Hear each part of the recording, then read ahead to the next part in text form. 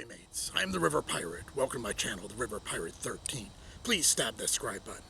Today, we'll be sampling a rum called Hamilton 86, straight out of Guyana, South America.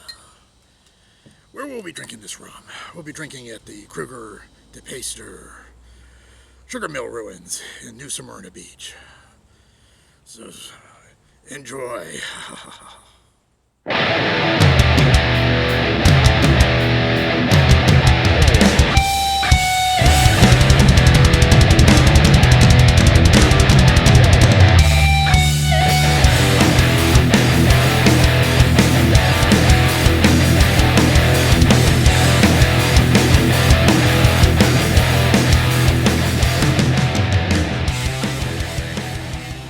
Welcome back, mates. Again, I'm the River Pirate, and we're going to sample this rum.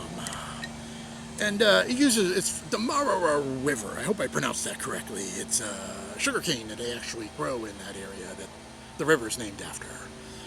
And there's also a distillery there. They've been making rum for centuries. So I'm just going to pour some into this glass here and see what we got there. Oh, give me a second. Let's hold it up so you can see it. Oh, it's a nice golden color. Oh, man. Let's take a sip.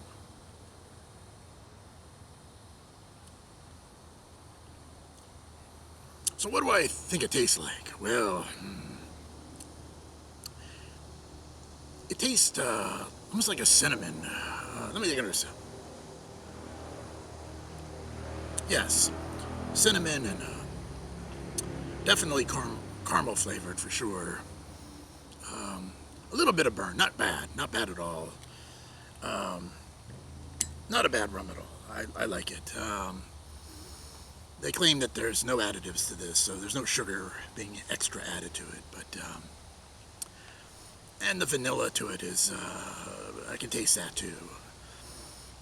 Very definitely a heavier rum, I would say. So do I like it? Yes, I like it. Hamilton 86. Definitely approved by this pirate. And then you say, River Pirate, I know you're talking about the rum, but what about all that stuff behind you? I'll get to that in a minute. I'll be right back. All right, mates, I'm back.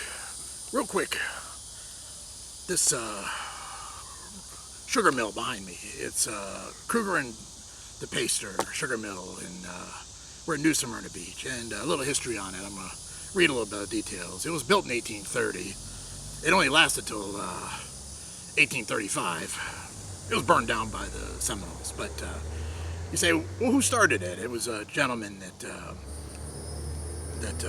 John Sheldon, who was the one who actually managed it.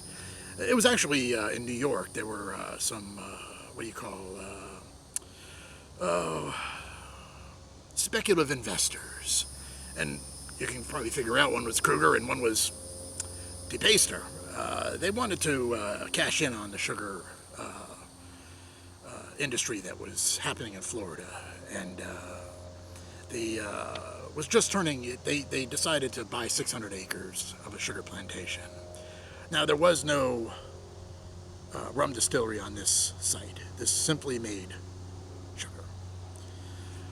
So, they had a bunch of slaves working the plantation, and you're like going, wait a minute.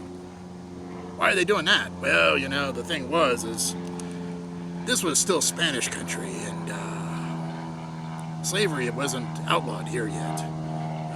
So it was not under British rule, although there was a bunch of British people and heck, people from New York coming down here. Holy smokes, to cash in. So, long story short, John Sheldon didn't really have a relationship with the Seminole Indians in this area. The Second Seminole War starts, and in December that year, Christmas Day, the Seminole Indians forced John Sheldon and his family and some of the workers on the plantation to flee.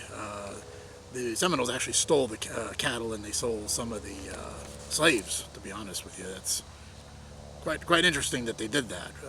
The next day they came back, and then they burned it down. The interesting thing about this sugar mill was they weren't quite successful in destroying it entirely.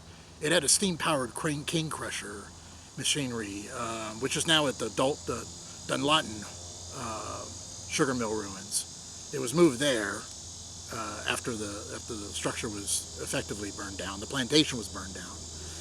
And what ended up happening is, not too long after a U.S. troop showed up, and they fortified this location since most of the walls were still standing, and so they could, I guess, counterattack the Seminoles, I suppose. So, did any of these guys have private stills and were using the molasses to make it rum? They probably were, but there wasn't any true rum production here at all.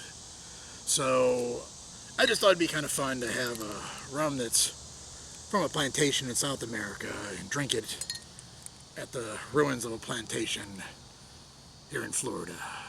So that's all I got to say about it. Just stay tuned here. I'm gonna do some video and pictures so you can get a lay of what's left of this ruin here. So with that, Shafar.